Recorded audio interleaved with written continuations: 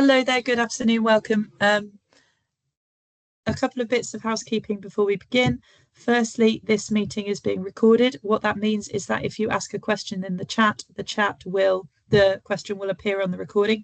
If you would like to ask a question and you're not comfortable with it appearing on the recording, please send me an email. My email address is on the end of the PowerPoint. I will be able to get back to you tomorrow. Secondly, apologies for the postponing of this meeting from last week. My little boy was very, very ill.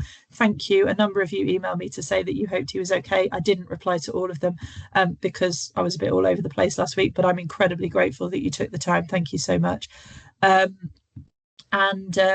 We will crack straight on.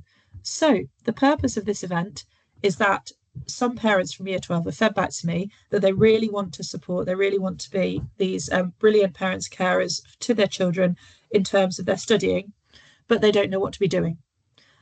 This is also a very funny age because students in year 12, they look like adults, most of them. They behave like adults most of the time. They think they're adults, but in a way, they're very much children. And I don't have a teenage child myself, but I've been running the sixth form for 6 years. And so I've spent a lot of time with teenagers. And I can tell you now that I know how difficult it is as a parent to tread the line between setting really firm boundaries and allowing them to grow into the freedom that they're going to need to be able to manage when they leave the sixth form. And so I thought that this conversation might really help set some ideas for boundaries and how you can support them. And the other thing is just very clearly to help you understand how to help your child at home. So we'll crack straight on. Firstly, study expectations in the sixth form. You will have already heard these, but a quick reminder, students are expected to do a minimum of 5 hours independent study per subject outside the classroom, in addition to the homework set. Obviously, all homework should be completed, and we expect students to spend the hours of 8:45 until 3:15 studying in school. There's no home study in year 12. In terms of the 5 hours of independent study, often students will believe that homework is independent study. It's not. Homework is set work the teacher will set. They will then take in, they'll mark, or they'll do some group feedback. Independent study is in addition to that. So today we'll talk about a little bit about what that looks like and what students should be doing in their study periods and at home. So the first thing you can do to help, and I don't mean to patronise you, but there are some children in year 12 who do not have this in place. So firstly, do they have folders? Are they properly organised? Most of them have folders. A large number of them do not have them well organised with file dividers.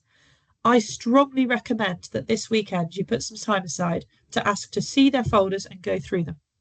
Talk to them about why they've decided to arrange them in the way they have, because actually, even if their folders are really good, having a conversation with them about how they have organised them and structured them can be very powerful in terms of enabling them to have a think about why they've made those decisions and if they're in a sensible order. A number of the students will have electronic folders, exactly the same. How have they organised them? What's their file structure? Have that conversation with them.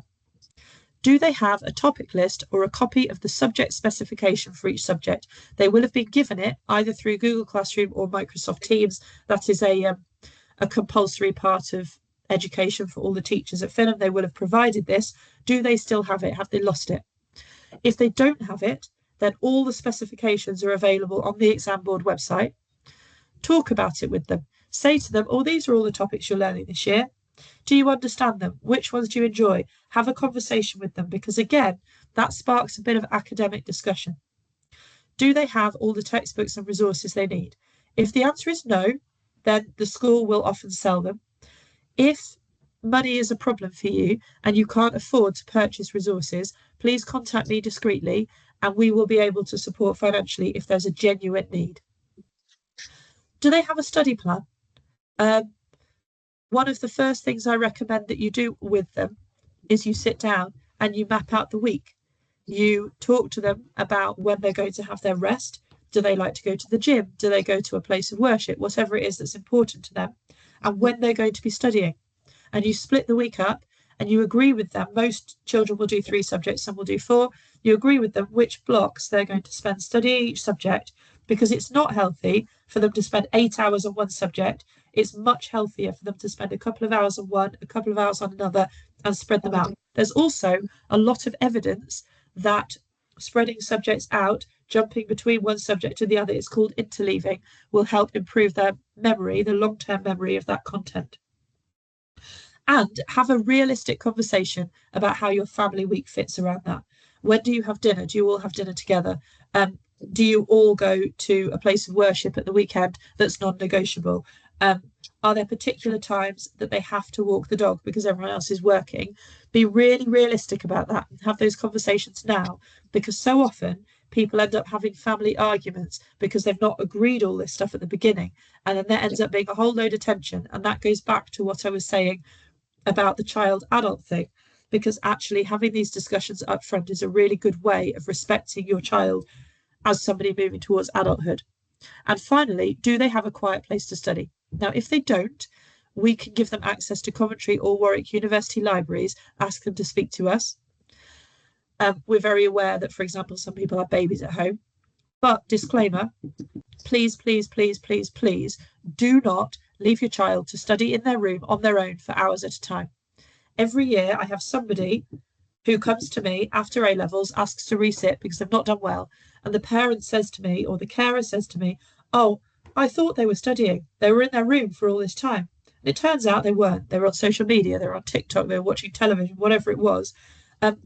Agree with them how often you're going to check on them, and go and check on them once an hour, once every half an hour, whatever it is, and make sure, actually look at their laptop screen, get them to show you what they've been doing. And I would say, as regards this, high accountability is very important. So in year 12, students need guidance. As I said, they think they're adults and they're not. I recommend the best way you can treat them like an adult is set firm boundaries at the beginning, because the best thing you can do for their well-being over the next 18 months is ensure they work now. Year 12 might have told you year 13 mock results were released today. Actually, overall, they were very good. We were really pleased. But there are still, as there always are, a number of children who've not done as well as they've wanted to do.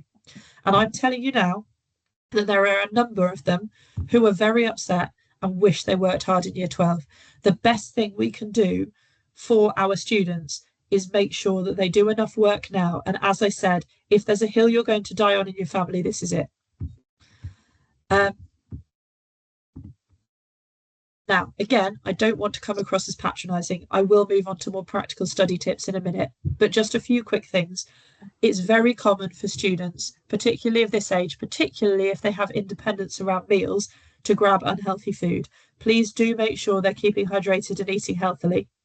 Now, this is an age where children will often want to start going out late, particularly at the weekends. Some of them will start partying, some of them will start drinking. Again, no judgment, that's fine. Everyone's different. They'll do what's right for them and for your family.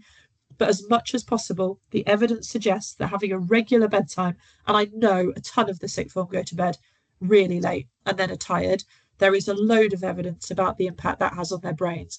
So please do support them to have a regular, sensible bedtime they stick to as much as possible at the weekends too. If they go out on Saturday night and there's an agreement that on Saturday they could go to bed as late as they want, fair enough. There's still 6 days where they can go to bed at 10 and get up at a sensible time as well. That will really help their concentration and really help their brain power. If they do drink alcohol, please limit that in the week. And I'm not talking about a little glass of wine with Sunday dinner. If they go out partying and they drink properly, please do limit that. There's a load of evidence about little rewards. So if your child is struggling to do a piece of homework, you get that done and show me, and we'll have takeaway for dinner tonight. I'm not suggesting you spend a lot of money, and I'm very aware that not everyone can afford a takeaway, but even something like a chocolate bar, or you can choose whether we have roast potatoes or baked potatoes at dinner, or whatever it is that's a little incentive can help. And celebrating small successes. A-levels can feel completely overwhelming because the amount of content is huge, and celebrating small successes is very, very, very helpful. Now, the next bit is a call to action. So this is how we study independently at Finham Park School. we use something called the cycle of independent learning. It looks like this. You probably have all seen it before. There are 5 sections, and every subject has their own bespoke cycle of independent learning that your child will have access to. This is the one for art, just as an example. It takes each of those 5 sections and it goes through what that actually means in that particular subject. So, firstly, what do we want students to do for their independent study? 1, we want them to revisit the lesson after every single lesson. They should update their notes, fill any gaps in their understanding using books from the library or the internet, ensure their notes are well presented, key points are highlighted, and I would expect this to take around 20 minutes per lesson.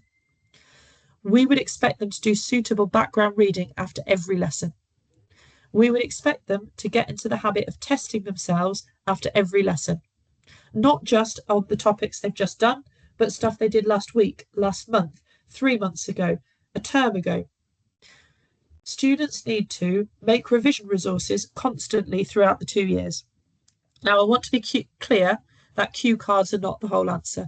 And very often, students spend all of their study periods just making cue cards. And that isn't what they need to do. But having a range of visual aids and revision resources, spider diagrams, cue cards, posters, whatever it is that works for them, a post-it note display on their bedroom wall, having these constantly made throughout the 2 years will help. And that is in addition to whatever specific practice is relevant. For example, exam questions, textbook questions, practice essays, depending on their subjects, and homework. Now, I'm going to pop these links in the chat in a minute, sorry. These are links to 4 assemblies I gave the students. I'll pop them in the chat at the end. These are links to 4 assemblies that I gave the students in the autumn term about really specifically how to do this studying. And again, call to action, please take some time over the next few weeks to re-watch these assemblies with your child and talk to them about the content. Talk to them about whether they genuinely revisit every lesson to a high standard, whether they use their resources properly. Do they test themselves? The reason we ask them to test themselves is testing themselves is a really, really good way of retaining things in their long-term memory. It's a really, there's a very evidence-based strategy for retaining things. And do they retest and revise? That bit is about the constant cycle of revisiting knowledge. The way A-levels work is they will learn a bit of content, and in their lessons, they won't come back to it for a long time. It's their responsibility through their independent study to be revisiting it on a cyclical basis constantly. And again, the evidence is so clear that that will help them retain the information. Now, how can you help? 1, talk about it. Talk about your subjects. If your child is of the variety that they like to just grunt, I would say, if you possibly can, don't stand for it. And maybe ask them more specific questions rather than how was your day? Can you tell me one thing you learned in your history lesson today? Or have a look on the specification and say, have you done any calculus in maths recently? Whatever it might be, ask them specific questions. Speak to your child with their study plan about revisiting topics frequently. Again, the evidence is that if they revisit something every so often, it will really help them retain it. Support them to do that. You won't be able to do the work for them, but you can help them with the organisation.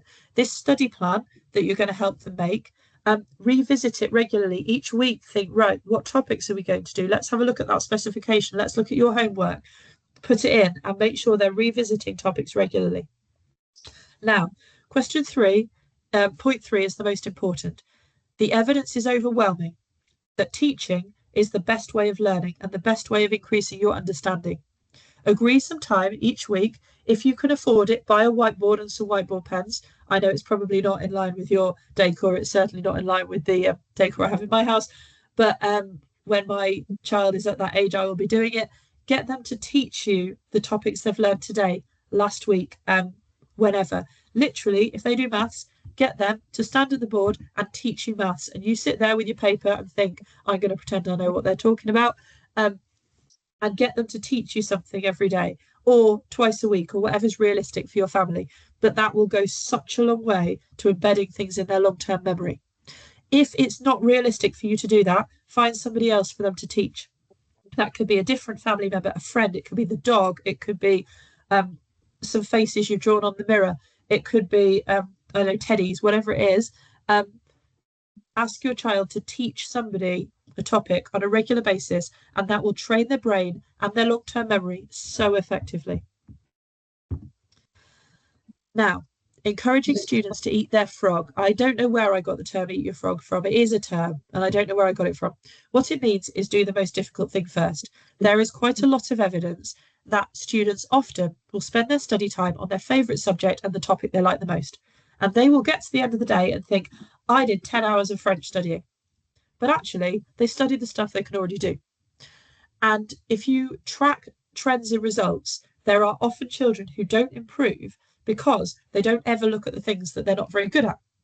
So work with your child to help them identify, go back to that list of topics, sit with them and get them to pick out 2 or 3 topics that are actually really hard and encourage them to study those topics first.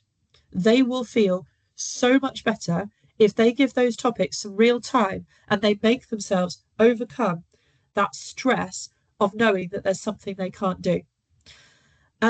And this is a really, really good time to bring those rewards in. If you can afford a takeaway, then you know what, when your child has revised that topic and done a couple of exam questions, that's when maybe to bring in the takeaway or the chocolate bar or whatever, because those topics can become such roadblocks and such barriers, and having positive adult conversations at home are really powerful. So around the dinner table, was there anything at school today that you really didn't understand? Was there anything at school today that made you feel stressed or made you feel like you're not comfortable in that subject? What's your hardest topic? What are you most worried about? And then latch onto that and don't let them drop it until it's better. That will make such a big difference. Now, study tips. Firstly, please work with your child to understand what exams they're going to have to do at the end of next year. Some subjects have no exams. Some subjects have a ton of exams. Make sure they know what content they're going to be doing in each exam. The progression exams at the end of year 12 will come around like that. The progression exams are important because they inform the predicted grades we will give them for apprenticeships or college or university or whatever it is. Encourage them to use textbooks. We have a large library of textbooks at school they can borrow if they don't have their own. And as I said, whilst they need to revise the tricky topics first, don't forget the other ones. Don't go the other way, and only ever support your child to revise the tricky topics so that then the topics that they can do, they forget. I would recommend do a tricky topic and then treat themselves by doing some studying of a couple of other topics. And if you put this into their study plan, tick it off with them as they go through it. That's really beneficial. Space out revision over time. As I said earlier, it is not beneficial to spend 8 hours doing the same topic. Spread it out, do lots of different topics and use that specification. Now, I'm going to very briefly touch on exam revision tips because over the next few months, you are going to start working with them, I would imagine, on preparation for their progression exams. Now, you may well not know what exam reports are. Every exam that's done, external exam, the examiner writes a report about every question, what was done well, what was done badly, and what they wanted to see. Find some old AS papers. AS papers are the papers that are traditionally done at the end of year 12. They're likely to be the sort of papers your child is given at the end of this year. Support them to read the examiner's report. So answer the questions first. So do question 1. Look at the exam report, see what they did that the examiner wanted, what they missed, either make a spider diagram or add to the things they missed, whatever it is, and work with them to see if they tick all the points the examiners want them to. You don't have to understand the subject to be able to do that. It's just a paragraph. The examiner will say, we hoped they'd all define the keywords in the question. You can just say to them, did you define the keywords in the question? Yes or no, and go through. I recommend practicing exam technique like training for a marathon. If you're training for a marathon, you don't run 26 miles every run. You do 8 miles one day, you do 12 miles another day, 3 miles another day. If your child can practice doing one exam question every single day, and you can support them with this, lock their phone away, put them somewhere quiet, time them 10 minutes, exam question, boom, then that gives them a little bit of pressure and helps them to get going with that exam question, that exam practice, but without having to do a full paper every day. I recommend they practice their proofreading. Very often, when students are prepping for exams, what happens is they can't do a question. They have a look at the mark scheme and they think, oh, yeah, I know that. Problem is, they don't, because if they did, they would have written it. What they mean is, oh, yeah, I've seen that before, I kind of get it, but it's not embedded in my long-term memory. And often, an immaturity of children of this age group is they can't tell the difference. So don't let them do that. Don't let them just look at the mark scheme. Let them look at the first line of the mark scheme and see if they can carry on from there. If they get stuck again, let them look at the second line of the mark scheme, see if they can carry on from there. I would strongly recommend not ever letting your child look at just a full mark scheme, because it is a terrible habit to get into, and children often do, that as soon as they get stuck, they look at the mark scheme and they never develop that resilience they need to be able to work out what a question really wants them to do. Also, get students to repeat questions they've already completed and try and improve them. Now, the other thing you can help them with is overcoming procrastination. You will know whether your child is a procrastinator, and most of them are, let's be honest. Firstly, procrastination will happen. Plan it, allow for it, and be on their team with it. So don't tell them off every time they procrastinate, but help them manage that procrastination. Small goals are really powerful. So in 20 minutes, I'm going to do this. In 40 minutes, I'm going to do this. Short but regular breaks, timing their breaks. An absolute classic move from year 12 is to do a great essay or something, do some maths questions, whatever it might be, and think, I did brilliantly, I'm going to have a short break. And 3 hours later, they're still on that break. I would recommend having a conversation with them about, okay, so you're going to have a 15-minute break. Let's set a timer. Let's get you some food and a cup of tea, whatever it is. And then after 15 minutes, go back to it. Doing that with them now will help them learn to manage their time so that you won't have to be doing that so much in year 13. There is quite a lot of evidence that it's motivational to do a large task and then tick off some small ones. That can help. And then finally, and I know I've spoken to you about this before, but I'm going to do it again, phone usage. Now, phone usage is the hill to die on. I know I said a minute ago boundaries are the hill to die on, but phone usage is the other hill to die on. There is such clear evidence that mobile phones, and especially social media, is damaging for concentration. While your child's studying, turn them off, lock them up, whatever it is you want to do. If it is their studying device, we can lend them a device. Speak to me and I will do what I can. Their phone should not be their only studying device if there's any way around it. If you can persuade them, some time away from social media is very beneficial. And also, if they listen to music on their phone, does it actually help them? Some children find that listening to music on their phone is very beneficial, but a lot of them, it's actually just a distraction, and they tell themselves it's helping, but it actually stops things embedding in their long-term memory. Now, on the screen, there are some apps that you can download if your child's got to have their phone while they're studying. They will block certain apps so that they won't open. Don't worry about writing them down now, because I'll send this presentation out tomorrow. And so that's a bit of an impassioned plea from me for support with the mobile phones, because this year's year 12, honestly, I don't think I've ever seen a year group that are as attached to their phones as they are. For some children, they're like extensions of their arms, and it won't be helping the situation. So that's all from me. If you have any questions that you are prepared to appear on the recording, pop them in the chat. If you have any questions that you would like answered privately, then send me an email and I'll respond tomorrow.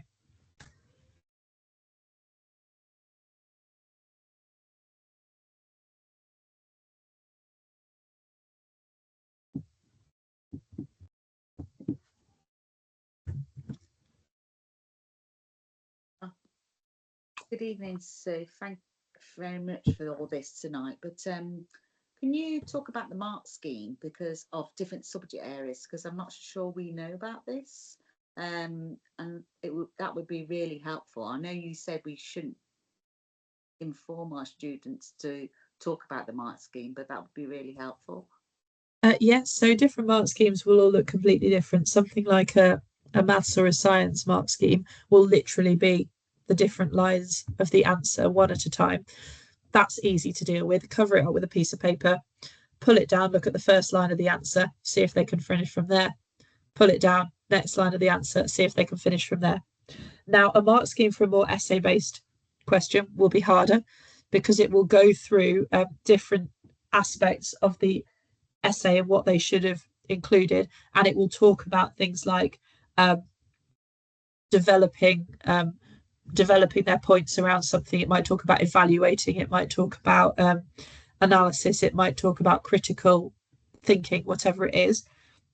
And again, the mark scheme for an essay-based subject will have probably a series of boxes. So the first box might be 0 to 2 marks, and there'll be a list of criteria. And the next box might be 3 to 5 marks, and there'll be a list of criteria. So I recommend getting your child to start by looking at the 0 to 2 mark criteria and seeing, have they met all that? Then look at the 2 to 4 mark criteria. Have they met all that? Can they develop on it? Can they guess what's on the next criteria? Then show them. Can they guess what's on the next criteria? Then show them, if that makes sense. So they're having to think ahead to what might get them more marks rather than just letting them loose with the whole mark scheme. I would use them as a teaching tool rather than just letting them look at them. Thank you. That was great. Can you talk about the Bloom taxonomy or anything like that? The Bloom's taxonomy isn't something that I would particularly recommend focusing on now. So the Bloom's taxonomy, for anyone who doesn't know, is it's a system of orders of words, such as there are 3 orders of words. I would say if you want to talk about the Bloom's taxonomy in detail, maybe email me and we can talk about that separately. But the most important thing is for students to focus on picking out keywords in questions. They'll have some words that are related to the subject and some words, particularly in essay questions, that are things like analyse, evaluate, and making sure that they really answer that question specifically by if they're asked to analyse, they actually analyse. Very often children will just describe, and that's a very common problem. And when I talked about the some of the things like getting them to teach you, then that often will teach them to do the analysis because it'll make them have those thought processes. Mr. Botchway, they have a progress check just after half term, so they should prepare for that, and then they'll have their final progression exam in the summer term. Are there any more questions? Yeah. May I ask about with the onset of AI in looking at things, do you use anything at schools to talk about assisting looking at AI, or how's Finn Park moved on with that? So in terms of AI, in terms of it being used in exams, obviously that's not allowed. And last year we actually had, I think, 3 children who scored 0 in a component of their exams because they used AI and they were caught to it being, this is coursework controlled assessment, and they were caught having done so. In terms of AI for research purposes, we do talk to the students about the fact that they can use AI if they're very careful with it. So I would never ever recommend that a student uses AI as their research source. If they have to read a whole book to answer a specific question, they can use AI to pick out the relevant page numbers, for example. That can be very, very helpful. They can use AI to give them some starting points, but as we all know, AI is often unreliable. It often combs, for example, from other AIs. It often only produces summaries rather than full articles. It's not always checked for accuracy. And so we recommend that it's never the first port of call for students. Thank you very much. That's very helpful. Lovely. Are there any further questions before we finish? Yes, very much. They have been told about the limitations of AI and use of correct prompts. This is a bit of an ongoing conversation. I would be lying to you if I said that their understanding is perfect, because I'm going to be honest, ours isn't yet. This is very new, but we do talk about it frequently and the conversation is open.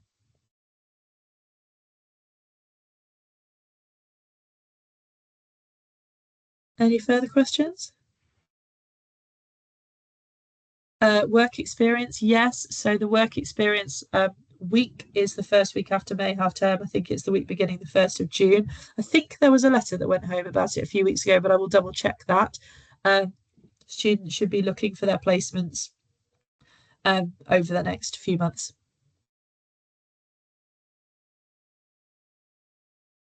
Hi, Susie. I think I'm keep asking lots of questions. Apologies. So, work experience. Do we find the work experience for them, or what happens about this? So, where possible, the child would find their own placement, and I do recommend, in terms of their life skills, that they do their best to try and find it independently, because actually this is a good time for them to start having those conversations themselves rather than with support from parents. What we do have is a directory of contacts who have accommodated our students in the past, and we have a few placements that we can help arrange.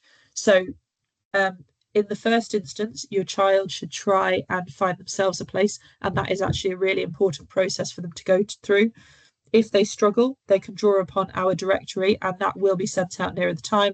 As I said, it's split into categories. So law firms that have accepted Finnan Park students before, medical organisations that have accepted Finnan Park students before, etc. And then if they're really stuck, we have some placements that we can support with at the end. This talk isn't really about work experience, so I'm not going to take any more work experience questions for now. Are there any more specific questions about study? I've only got a couple more minutes before I need to go and put my baby to bed.